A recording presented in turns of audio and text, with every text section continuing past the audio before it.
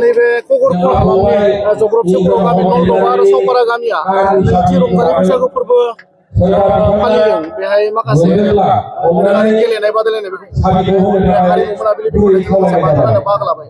बे बैसागो मा फोरमायगोन दा?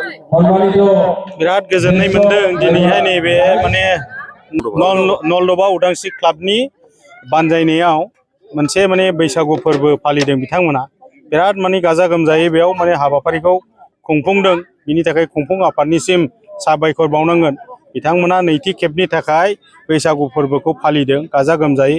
गोबांथार आयदा लानानै बिथांमोना बे हाबाफारिखौ खुंफुंदों। आरो दिनैहाय नैबे देंखो मोनाबिलि बे हाबाफारियावबो फ्राय माने गोबांथार मानसिफ्रा नुजाथिफैदों।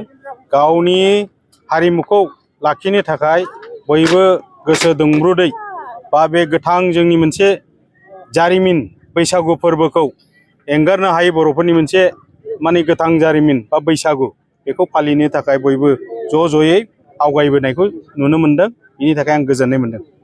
दा बेनि गेजेरजों बुंनांगोन जों जिथु आब्रुथि गोनां जों समायनानै बे बैसागो फोरबोआ जोंनि गानजों समायखायो। बे बेलायावबो दानि जाखांफुनाय लाइमोन सेंग्रा सिख्लाफोरखौ आब्रुथि गैयै थासारिजों बैसागु फालिनायखौ जों नुनो मोनबोयो।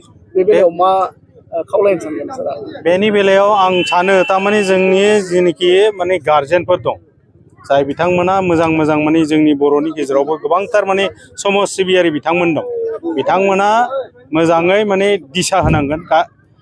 दायित्वखौ लानानै बयबो जुदि खामानि मावलायोबा बेफोरबायदि माने जेनोखि माने माखासे जों एक्टिभिटिस नुबाय थादों, गाज्रि मोनसे एक्टिभिटिस बेफोरो हयथ' गैया जालांगोन। खारन जोंनियाव गोबांथार माने समयसाया जाग्लोबनो लागैबो हमदों। बेफोरो जाहैबाय ड्राग्सनि समयसा।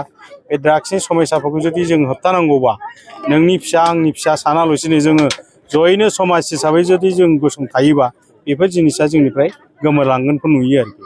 Thank you sir.